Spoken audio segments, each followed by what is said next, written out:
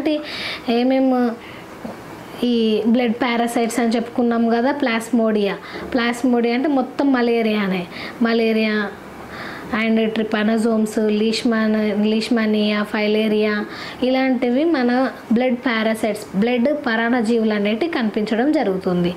ఇప్పుడు ఈ మైక్రోస్కోప్లో మనం గమనించినట్లయితే ఏమేమి ఏ కలర్లో కనిపిస్తుంది అనేది తెలుసుకుందాం. మలేరియా పారాసైట్స్ అనేటివి డార్క్ రెడ్ కలర్గా, సైటోప్లాజమ్ ఆఫ్ పారాసైట్ అనేది బ్లూ కలర్గా కనిపిస్తుంది. అంటే మలేరియా పారాసైట్ అనేది ఎట్లా డార్క్ రెడ్ కలర్గా కనిపిస్తుంది. బ్యాక్గ్రౌండ్లో వచ్చేసి సైటోప్లాజం, అంటే దాని సైటోప్లాజం వచ్చేసి బ్లూ కలర్గా కనిపిస్తుంది.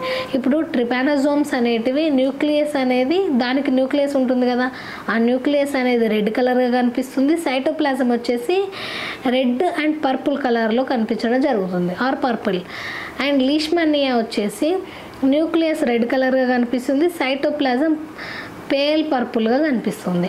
అండ్ మైక్రోఫైలేరియా వచ్చేసి మైక్రోస్కోప్లో న్యూక్లియస్ వచ్చేసి డార్క్ పర్పుల్ కనిపిస్తుంది, బ్యాంక్రోఫ్టీ అనేది డార్క్ పింక్ కలర్లో కనిపిస్తుంది.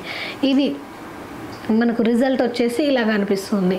సో మనం యాక్చువల్గా ఈ పారాసైట్స్ అన్ని డాక్టర్స్ మొత్తం మైక్రోస్కోప్ కింద అబ్జర్వ్ చేసి ఆ తర్వాత రిపోర్ట్ ఇవ్వడం జరుగుతుంది. కానీ ప్రతి ల్యాబ్ టెక్నీషియన్ కూడా ఈ బ్లడ్ పారాసైట్స్ అంటే ఏంటి, అవి మైక్రోస్కోప్లో ఎలా కనిపిస్తాయి, వాటి సైటోప్లాజం అనేది ఎలా కనిపిస్తుంది, ఎలాంటి బ్లడ్ పారాసైట్స్ అనేటివి మన బ్లడ్లో ఉంటాయి అనేది మనం ఖచ్చితంగా తెలుసుకోవాలి.